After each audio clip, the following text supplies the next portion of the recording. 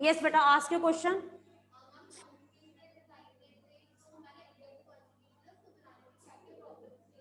Okay, one question from your side, that is problem regarding making of constitution. Many problems were faced by the Constituent Assembly makers. Number one, problem of partition. Problem of partition.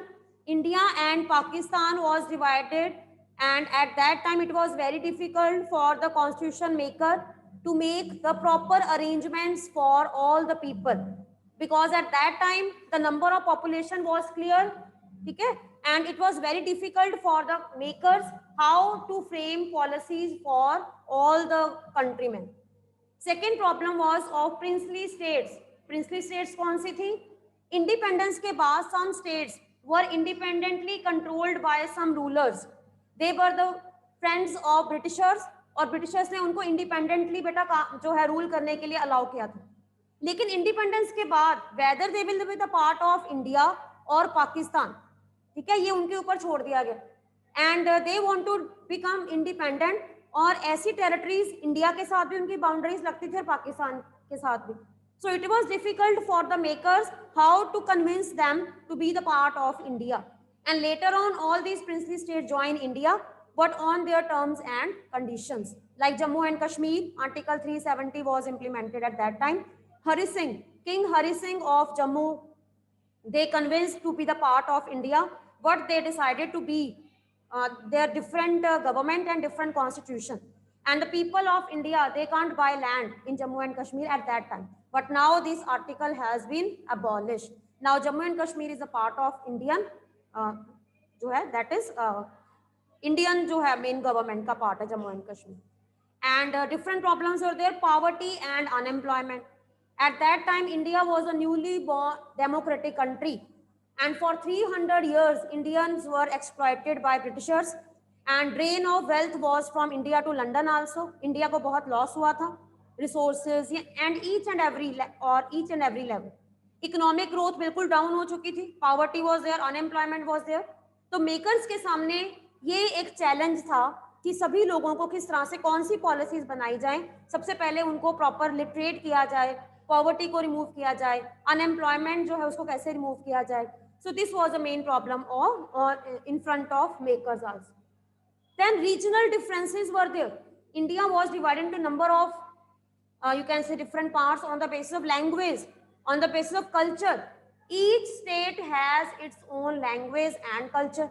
तो पूरी country के लिए एक United level के ऊपर policy banana that was not feasible, क्योंकि हर state जो है उसकी डिमांड अलग थी, लैंग्वेज के बेसिस के ऊपर, कल्चर के बेसिस के ऊपर. It was very difficult for makers to make the uniform policies for all the regions of country also. Then religious differences were there. In India, different religions were there. Majority of Hinduism, but different culture, different religions, religious minorities were living.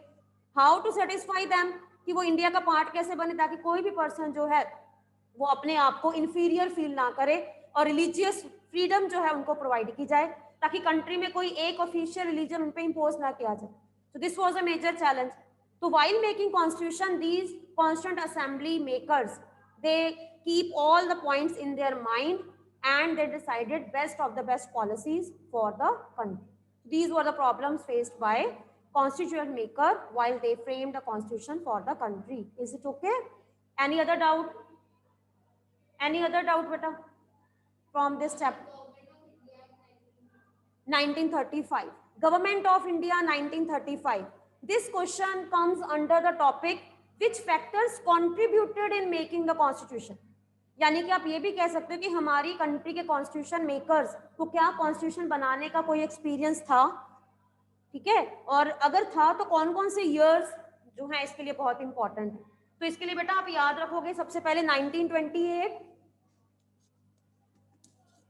सबसे पहले 1928 में mister Motilal Nehru जो थे उन्होंने constitution की demand रखी थी कि हमारी कंट्री के लिए सेल्फ जो है रूल्स एंड रेगुलेशंस होना चाहिए, जो कि अपने ही कंट्री के लोगों की तरह बनाया जाए.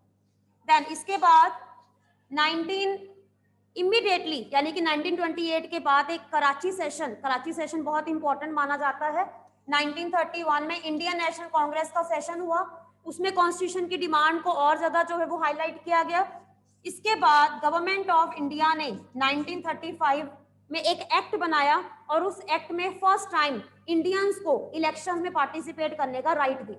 इसी के बेसिस के ऊपर हमारी कंट्री में 1937 में फर्स्ट टाइम प्रोविंशियल लेवल के ऊपर इलेक्शंस हुए और इन इलेक्शंस में इंडियन को पार्टिसिपेशन मिली। इंडियंस ने दो चीजें सीखी, how to contest election and voting was given to them. And election contest करने के बाद many Indians they won the seats and they become the members of legislative assemblies. And 1937 के बाद काफी इंडियंस ने लेजिस्लेटिव प्रोसेस को बहुत closely watch किया कि ब्रिटिशर्स लॉज कैसे बनाते हैं, क्या प्रोसीजर होता है, और उन्हीं में से कुछ मेंबर्स आगे कॉन्स्टिट्यूंट असेंबली के मेंबर बने। तो हम ये कह सकते हैं कि हमारी कंट्री के कॉन्स्टिट्यूशन बनाने के टाइम पीरियड में मेकर्स के ऊपर काफी हद तक उनको पहले से ही उसकी नॉलेज थी, इसलिए कॉन्स्टिट्यूशन बनाने का प्रोसेस उनको बहुत ज्यादा टफ नहीं लगा। इसके अलावा मेकर्स के माइंड में फ्रेंच रेवोल्यूशन और रशियन रेवोल्यूशन का भी इम्पैक्ट था। फ्रेंच रेवोल्यूशन के ideas liberty, equality, fraternity and Russian revolution का सोशलिज्म का कंसेप्ट, इन दोनों को आइडियाज को इंडियन कॉन्स्टिट्यूशन में एक इंपॉर्टेंट जो है वो पार्ट बनाया गया है। फंडामेंटल राइट्स दिए गए। रशियन रेवोल्यूशन के बेसिस के ऊपर लेबर्स के लिए, पुअर सेक्शन के लिए स्पेशल जो है वो एक्ट बनाए गए।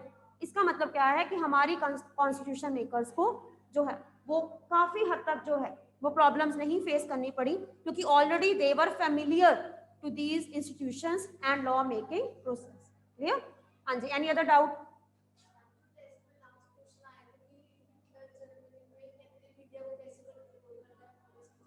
ओके, हाउ हिटलर कंट्रोल, मैंने I have given you some points also, मैंने आपको पॉइंट्स दिए हुए थे, ठीक है? उन पॉइंट्स को आपने इलेबोरेट करना है कि how Hitler put total control. Total control आप अलग अलग पॉइंट्स में आपने बताना है कि टोटल कंट्रोल कहाँ कहाँ पे किया उसने।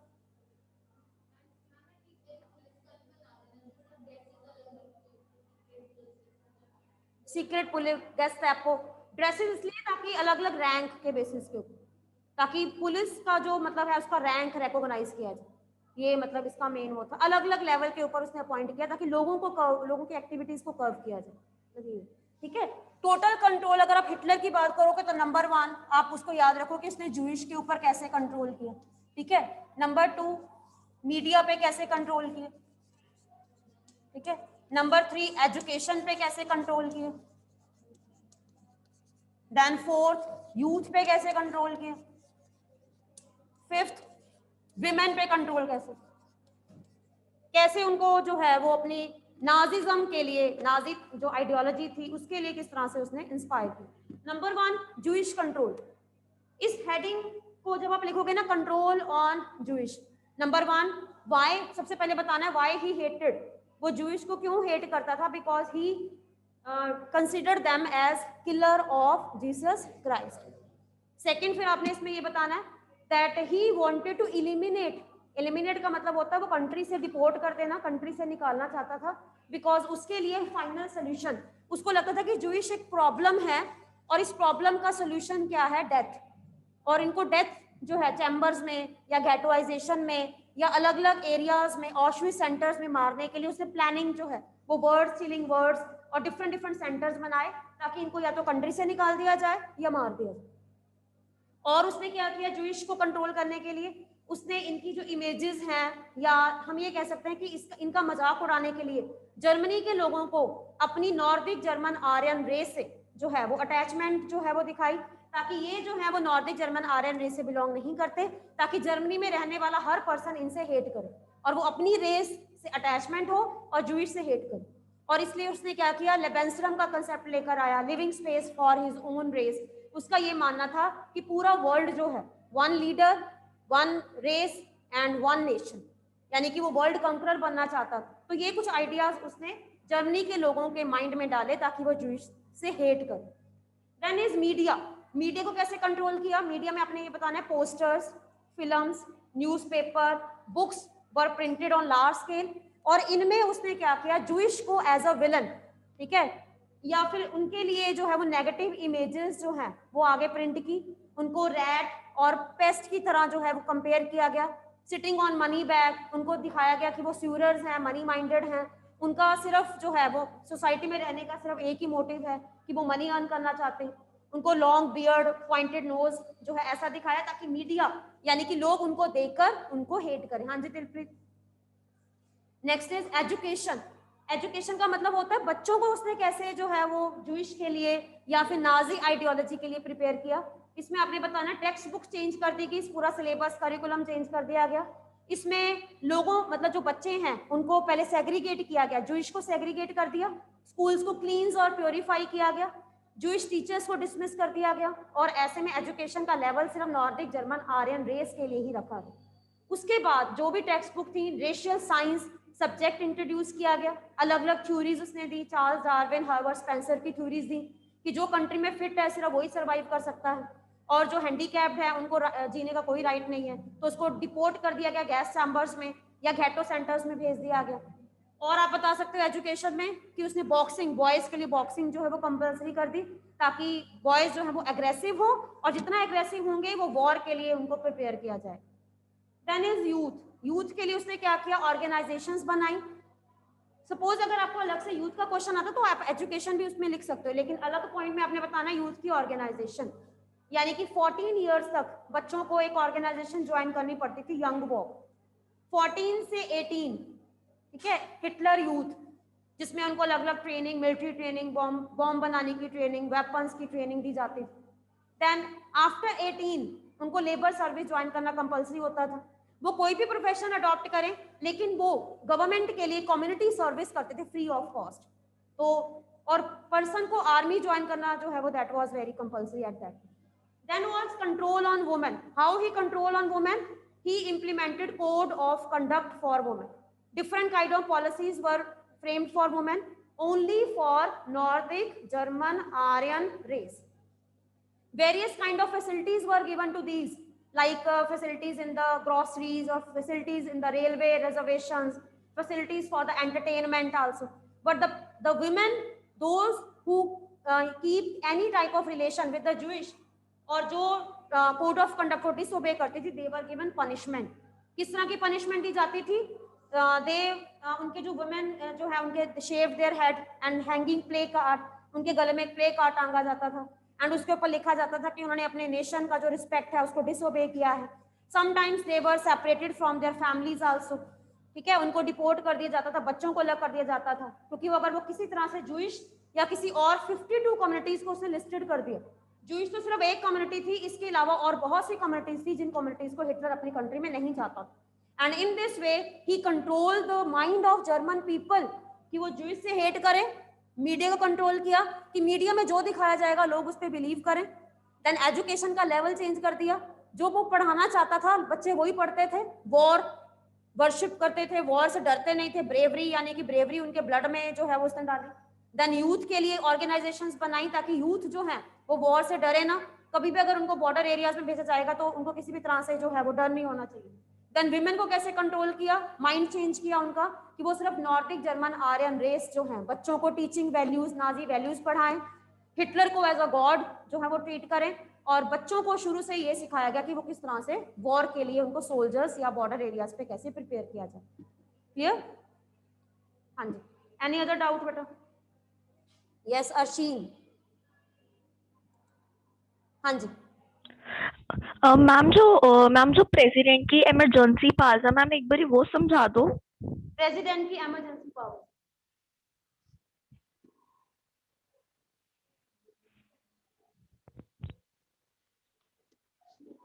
for that you have to remember different articles. Article 352, Article 360, sorry 56 and Article 360. Article 350 ये जो है ये आर्टिकल ऐसा आर्टिकल है जिसमें प्रेसिडेंट के पास पावर है कि वो नेशनल इमरजेंसी डिक्लेयर कर सकते।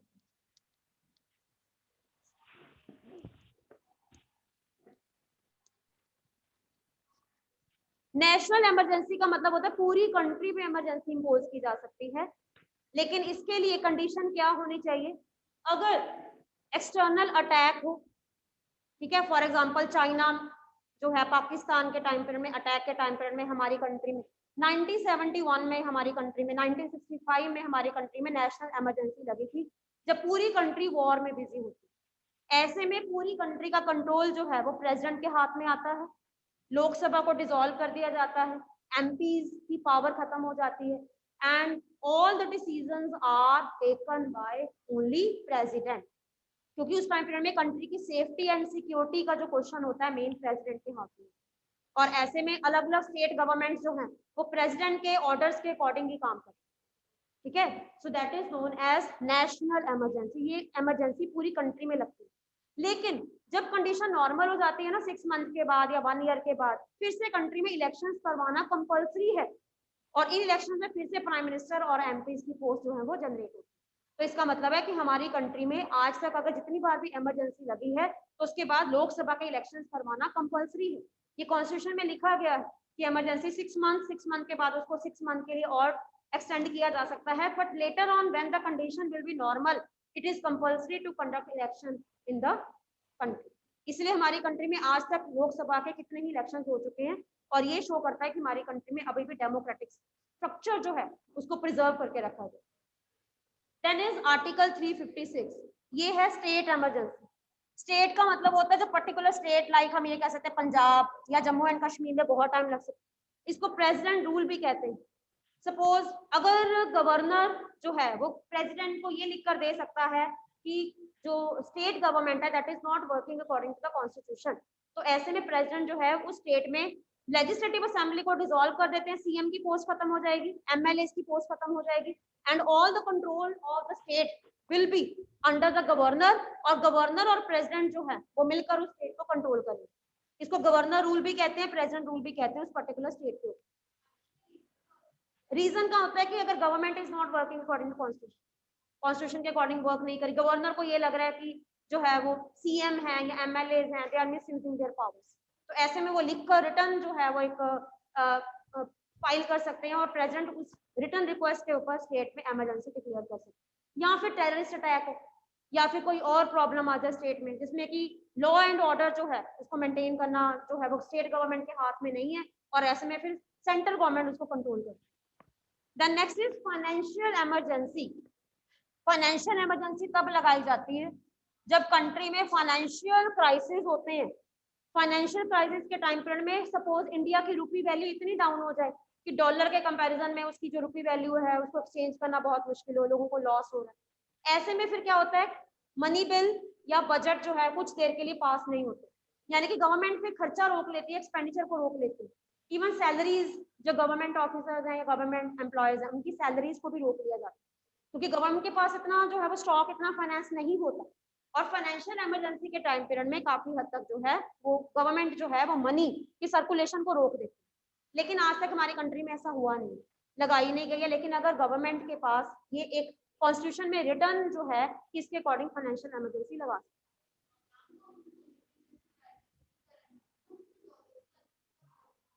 बिकॉज डॉलर की इंटरनेशनल वैल्यू बहुत ज्यादा, हम उसको नहीं, आप किसी के साथ भी कंपेयर कर सकते हो। अगर आपने सपोज लंदन जाना तो आपको अपनी रुपी वैल्यू वहां पे कन्वर्ट करनी पड़ेगी चेंज, अगर आपने दुबई जाना है तो आपको अपनी रुपी जो है अपनी रुपी वहां पे एक्सचेंज करना पड़ेगा। वो फिर आपके पास जितने रुपये हैं वहां की करेंसी से एक्सचेंज करोगे तो ही आपकी वैल्यू वहां पे होगी। सपोज अगर आप यहाँ से 5 लाख लेकर जाते हैं, सोचो कि इट इज अनफ, लेकिन when you will exchange in that country तब आपको लगेगा कि that value is very much less as compare to Indian. और इसीलिए फिर क्या होता है कि why the people they are going abroad because they earn dollar, and when they come in India, जब वो इंडिया में आते हैं उसकी एक्सचेंज वैल्यू ज्यादा होती है, तो यहाँ पे इसलिए फिर इंपॉर्टेंस दी जाती है डॉलर को, ये reason clear. Okay, rest if you have any kind of doubt we will discuss tomorrow. Clear.